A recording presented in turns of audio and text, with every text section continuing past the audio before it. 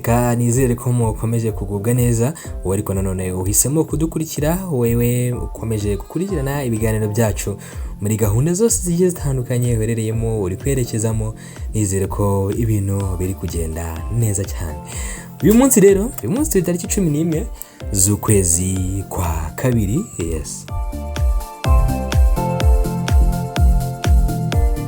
Yes rero umva uyu munsi ni umunsi udasanzwe, harabura iminsi igera kuri 4 gusa ubundi Saint Valentin. Abafite abakunzi, abafite ababo mugatangira mukayizihiza mu buryo bumwe cyangwa ubundi bugiye butandukanye, nyine ukuntu usanzwe mubigenza murabizi. Ariko reka maze nkubwire imwe mu nkuru ziri gutrendinga hano hanze, imwe mu nkuru zabyutse zigaruriye imbuga nkoranyambaga. Nubwo ntago ari inkuru nshyashya pe, ntago ari ikintu gishyashya, uraza kumva atari ibintu bishyashya, ariko nanone wagira ngo ubu nibwo umuntu cyangwa se abantu bari kugenda bumva ugisobanuro cyabyo cyangwa uburemere bwabyo.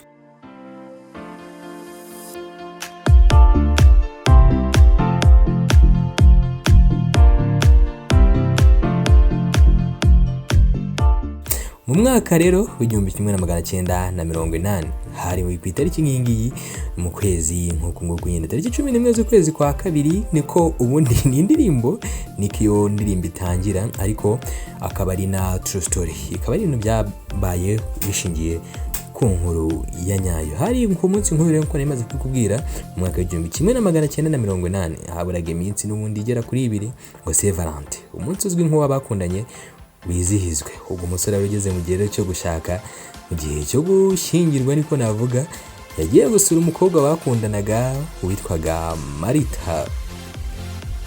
Ariko mu kugenda nyine uwo musore yaje guherekezwa n'inshuti ye yitwaga Kaberuka ngo imurambagirize. Kwa kundi ufite mu best wawe, kwa kundi ufite mu best man ukavuga ati ngo kabisa umuti awunkurira neza, ibintu yampagarara kabisa, ibintu bigacamo neza. Rero bagezeho bo mukobwa, abasanze umukobwa ategereje ku irembo. Urukumbuzi nayo rwari rwinshi, ubwo baraje arabakira bajya mu nzu baraganira nyine nk'abantu bari bamaze igihe batabona nabi birumvikana. Ariko uwo Marita wari aho ngaho ntiyaragisekera umukunzi we. Umukunzi ijisho ryari ryamuvuye, ahubwo umutima wari witaye kwa Kaberuka.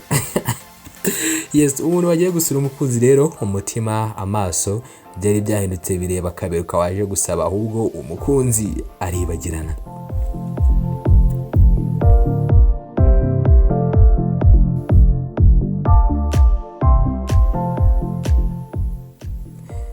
Ntibyatinze rero byaje kurangira urukundo ruganje hagati yabo bombi, Kaberuka no Marita.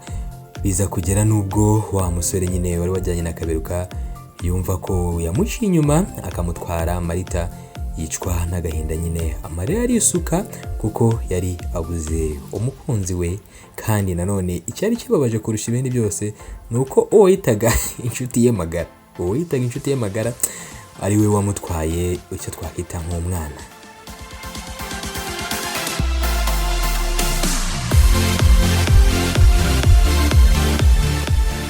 Mu magambo yaravuze ati umwana pe nagende, Marita yarancavuje. Iyi ni inkuru rero mama ikuye mu ndirimbo ya orchestre Impala yitwa Kaberuka, n'ubundi iri kuri YouTube channel. Ushobora kugenda ukayireba cyangwa ukaza kureba muri description hano hasi, naho ndaza kubona yishyizeho kugira ngo niwumva inkuru kuryohe cyangwa hari ukuntu wumva wakumva n'indirimbo neza utuje, wumva amagambo neza, uze kugeraho nayo uyumve mu buryo bukoroheye cyane.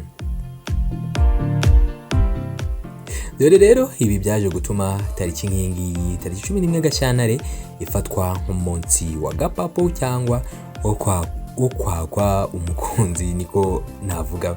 Ari nacyo kintu abenshi biriwe bavuga, ari kintu abenshi biriwe bari kuganiraho kuri social media platforms zigiye zitandukanye.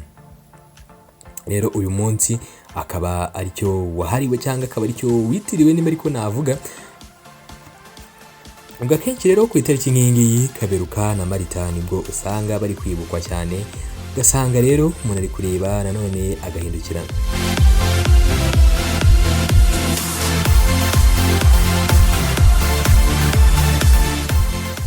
Nkuko byagiye bitangazwa n'abagiye batandukanye bari bagize orchestre, bagiye bavuga ko igitekerezo cyo gukora indirimbo cyazanywe na Sosomado.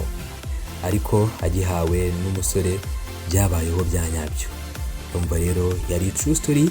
Sosomado yaje kuba yabwira bagenzi be ati tuyikuremo indirimbo, ati twayihimbye kubera itariki Kaberuka twari umukunzi w'inshuti ye, nyuma akamuraza inyanza nyine nkuko abenshi babyita. Igitekerezo rero ni Sosomado wakizanye abibwiwe n'uwo muntu byabayeho.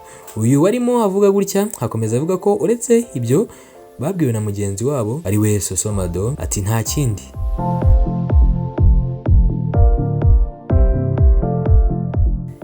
Sosomado yababwiye ko nta kindi azi kuri uyu mugabo waciwe inyuma na Kaberuka kuko batigeze bahura.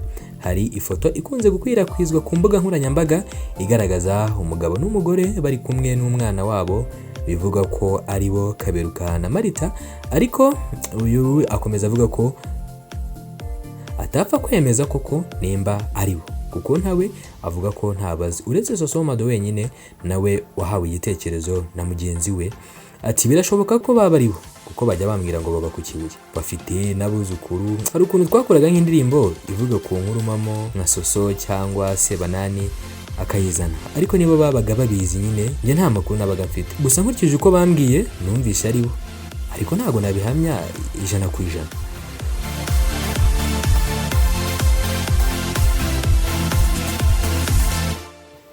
Iyo rero akomeza avuga ko itariki nk'ingi yagumye mu mitwe ya benshi bitewe nuko indirimbo kimwe n'izindi z'Impala zakunzwe cyane. Ibyo agereranya umuryango uvuga ko ari uwa Kaberuka na Marita utuye mu karere ka Rutsiro kugeza ubu ngubu, ariko ntibakunda kuvuga kuri iyi ndirimbo yabo.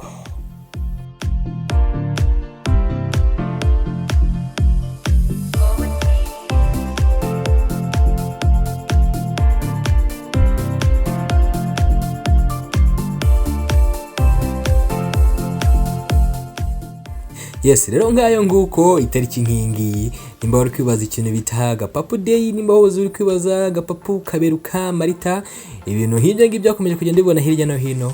Ngayo nguko uko ibintu bihagaze ku itariki nk'ingi. Rero abari umunsi wa Gapapu niko abantu benshi bawufata kubera iyo nkuru nyine Sosomado yahaye orchestre Impala bayikoramo indirimbo, cyane ko itangira bavugamo itariki nk'ingi.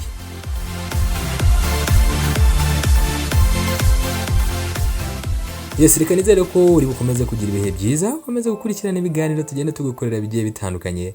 Umunsi mwiza, ciao ciao.